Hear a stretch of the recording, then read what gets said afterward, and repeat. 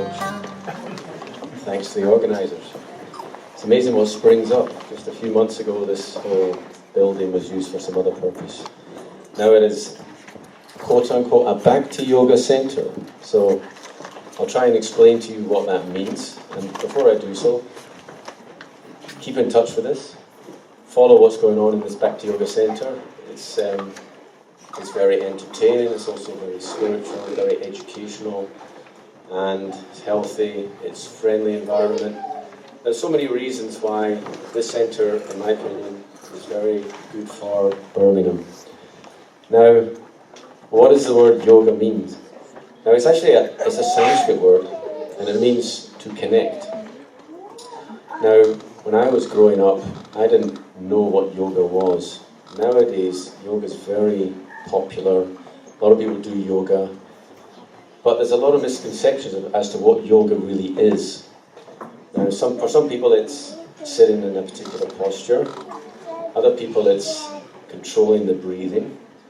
Now, according to the Bhagavad Gita, which has been mentioned already, Bhagavad Gita is a book of knowledge.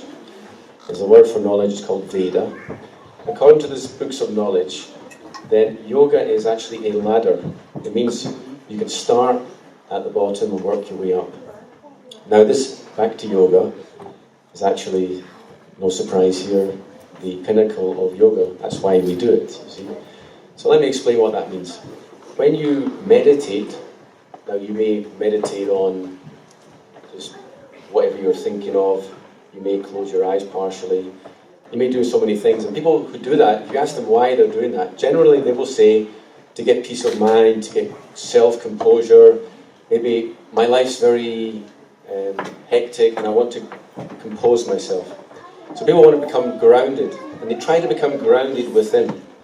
So this is the mental aspect of yoga. Some people, they do yoga for physical reasons. It sorts out their back, it makes them feel, healthy, toned muscles. But there's a lot more to yoga than just that. I'll give you some other examples, because the Bhagavad Gita has these examples, and there's a book table over there. I encourage everyone afterwards, if you haven't read these books, to delve into this knowledge, this Veda. So there's what's known as Jnana Yoga, which means through the study of knowledge, you can actually change your existence. It changes the way you look at life. Real knowledge transforms. Now, you've probably heard the stories. Sometimes there was a stock market crash a few years ago, and there was a whole discussion about ethics of bankers. So this was an example of people who had great knowledge but didn't have the right attitude. So they took risks with money and fiddled around, and they ended up with a big crisis. So that type of knowledge is kind of expertise, and it's not the type of knowledge that ultimately helps you. The type of knowledge that we're talking about here is knowledge that will actually transform you, and it will change the way you feel. So the Bhagavad Gita, it contains this type of knowledge. So what happens when people read this? They become pure-hearted. You change your habits. For example, as you probably know, we the Hare Krishnas were vegetarian. Now there's a reason for this. It's either theoretical or realized compassion. It's also healthy.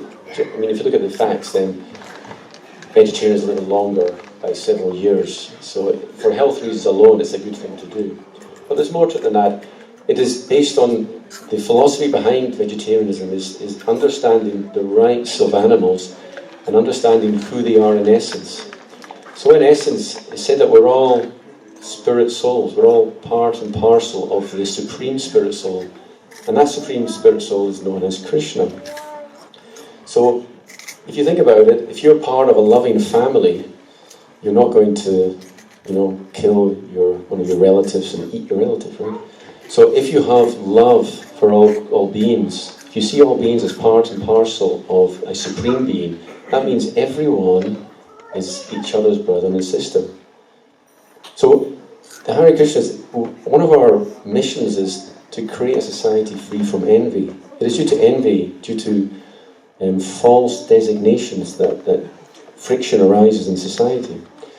Now, the way to become free from envy is actually this purification of the heart. So, I'm going to say something that's a little esoteric, a little difficult to understand for some people, but it's written in the books and you can experiment for yourself. I was talking about meditation and the purpose of it. Now, expansion of consciousness is something I didn't mention, but according to these ancient books of wisdom, we chant what's known as a mantra. There are many mantras. Now, the particular mantra we chant and we're famous for is the Hare Krishna mantra. And I notice some of you are here because you saw us on the street. So you probably already know this mantra. It's Hare Krishna, Krishna Krishna, Hare Hare, Hare Rama, Rama Rama, Hare Hare. So the meditation, the yoga that the Hare Krishnas do is predominantly based on the chanting of this sound and just hearing that sound. Sometimes it's done in a group, as we had earlier on, and then later on we'll do the same. But there's also a meditation practice. People generally rise early, they have chanting beats, and they chant this mantra. Now the word mantra means, man means mind, and tra means to deliver. So by chanting this mantra, we become free from our material contamination. Now I'll give you some examples of what it means to be materially contaminated. Because in society, sometimes things amongst people in general, what is valued is not necessarily what's good for you. For example, people think that, for example, to have lots of wealth is in and of itself a good thing. And people aspire for that. But actually, when you notice wealthy people, they're generally not necessarily very happy. And if you want to see someone who's very unhappy, someone who used to be wealthy, and then they lost their wealth for some reason. They had something and they lost it. So this is this example of attachment. I'll give you another example. Sometimes people are in a relationship, but they're not compatible with the person they're in that relationship with. So they suffer, but they can't give up that suffering because of that attachment. So this problem of attachment, people think, oh, I'm attached to some other person, it's a good thing, or I have lots of money and it's a good thing. They think that attachment is a good thing. But when you analyse carefully, you see it's actually a type of bondage. And you think about the word attachment. I mean, recently I was trying to do some three-dimensional modelling on a computer, and then trying to move an object that was accidentally attached to another object, and it all became all distorted. So think of consciousness as something completely free from this material world.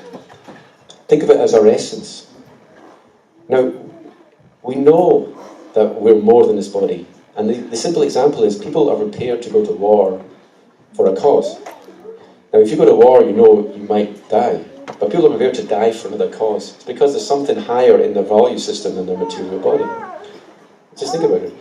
So, the idea is consciousness. What is consciousness when it's free from material attachments? Now in the video, you noticed when Ravi was asking, who are you, who are you? A lot of people just said their name. Now, okay, let's think about that.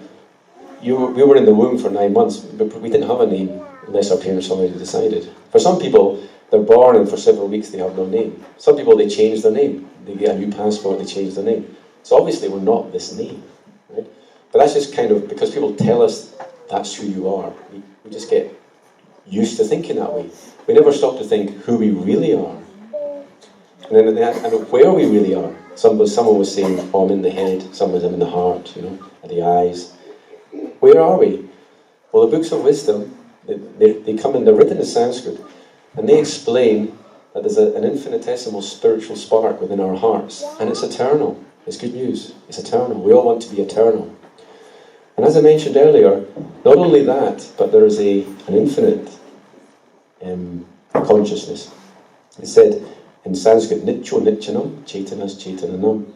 But we're all minute conscious entities, eternal, and then there's a supreme conscious entity that's also eternal. But we don't ask people to accept that on blind faith. What we say is, you try the mantra and see what effect it has. It's an experiment in consciousness. Now, people who approach the Hare Krishna, they have so many different reasons. Some people, they just happen to know someone else who's a Hare Krishna, and they just kind of go along for the ride, and they end up becoming very interested. For other people, they're looking at from the angle of compassion. I mentioned that some people are vegetarian for reasons of compassion.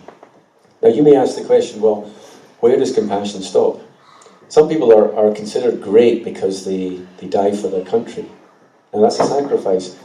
But when you think about it, one country's advantage is another country's disadvantage.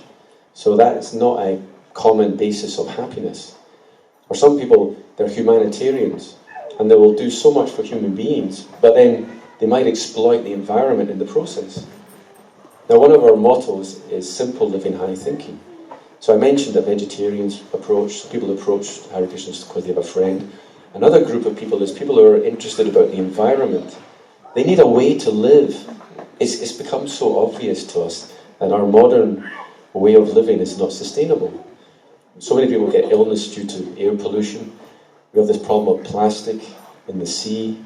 Plastic, it doesn't degrade. It gets in the food, gets in the food chain. There's this modern farming on a large scale, which so many pesticides are used. So many bees are killed. The whole ecosystem's under threat. This is a serious problem. So from the environmental perspective, we have an answer, if you want to read it. It's called Simple Living, High Thinking, where we don't live on a huge scale, we live at local level. We live in a natural way of life. The founder, as was mentioned, Prabhupada, he said, if you just have a piece of land, you grow your own crops, life's very simple. You can spend your time thinking about higher things, thinking about meditation.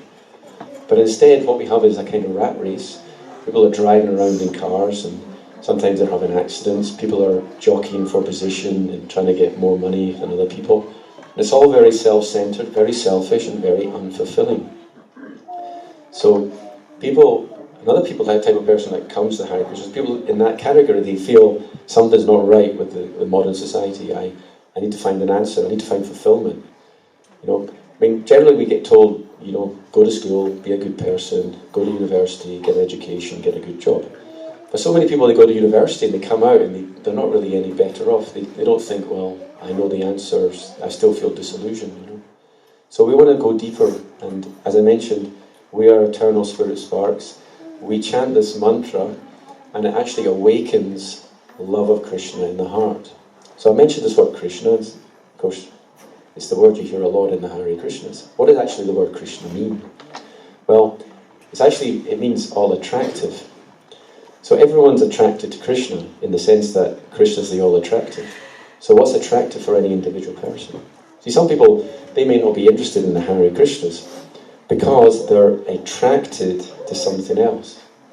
So what we say to such people are, that attraction is your attraction to Krishna, but it's indirect. You see, no one can disagree that you have attraction and aversion. So whatever it is, in terms of food you have attraction, in terms of goals in life you have attraction, in terms of aesthetics you have attraction. So the attractive principle, everyone experiences it because it's just a part of consciousness. So the books of wisdom, they explain that actually all attraction is concentrated in this Supreme Being. And you can actually find that Supreme Being through the chanting of the mantra.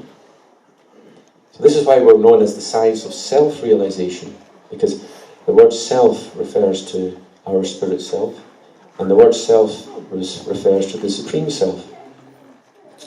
The founder once gave the example. He said, we don't talk about Christian gold, Hindu gold, Muslim gold. Why? Because gold is gold. It is of its nature, it is gold, and we know it's going to be the same in any tradition, in any country, whoever's got the gold, it's of the same value. It doesn't matter what you call it, what name you give it, gold is gold. So it's the same with seeking truth. Truth is truth. There can only be one truth. When we see differences in traditions, most of the time it's actually minor differences, time, place and circumstances. But if you dig into the essence, you'll find the same message is in the various books of knowledge. For example, in the Bible, sort of love God with all thy heart or whatever. In the Hare Krishnas, they'll say something similar. You meditate on Krishna and you'll awaken your love of Godhead. So love is one of the fundamental things that we all crave for. That's why when people look for relationships, love is so important that people will kill themselves if a relationship goes wrong.